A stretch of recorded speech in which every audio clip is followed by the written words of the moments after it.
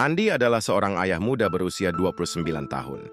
Sehari-hari ia bekerja di Pangkal Pinang sebagai karyawan sebuah perusahaan tambang. Pekerjaannya membuatnya harus sering bolak-balik Jakarta Pangkal Pinang, meninggalkan istri dan bayi mungilnya yang baru berusia 6 bulan.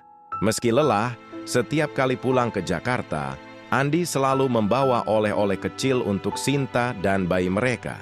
Ya kadang nggak hanya roti kesukaan Sinta, atau mainan sederhana untuk si kecil.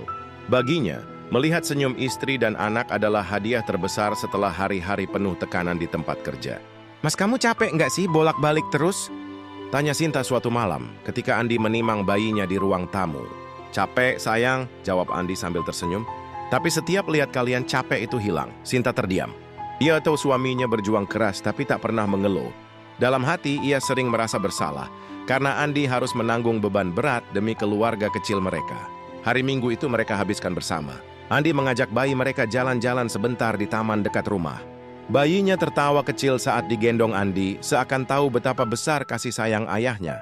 Sinta mengambil foto mereka diam-diam, menyimpannya sebagai kenangan. Malam sebelum keberangkatan, Andi duduk di tepi ranjang, memandangi wajah anaknya yang tertidur lelap.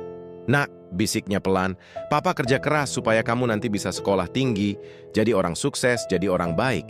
Papa mungkin sering jauh, tapi Papa selalu cinta kamu dan Mama." Sinta mendengar bisikan itu, namun ia pura-pura tidur.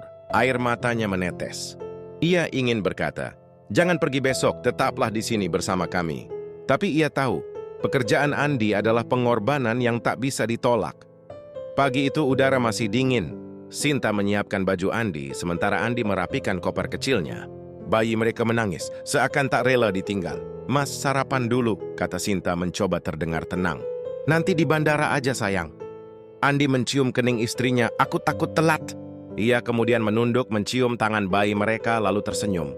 "Papa pergi dulu ya, Nak. Jangan bikin Mama repot." Sinta mengangguk, meski hatinya seperti diiris. Saat Andi melangkah keluar rumah, Sinta menatap punggungnya lama sekali, seolah firasat buruk berbisik di hatinya. Andi tiba di bandara lebih awal. Sambil menunggu panggilan boarding, ia membuka ponselnya dan mengetik pesan untuk istrinya. "Aku sudah di pesawat, nanti aku kabari lagi ya. Cium bayi kita buat aku."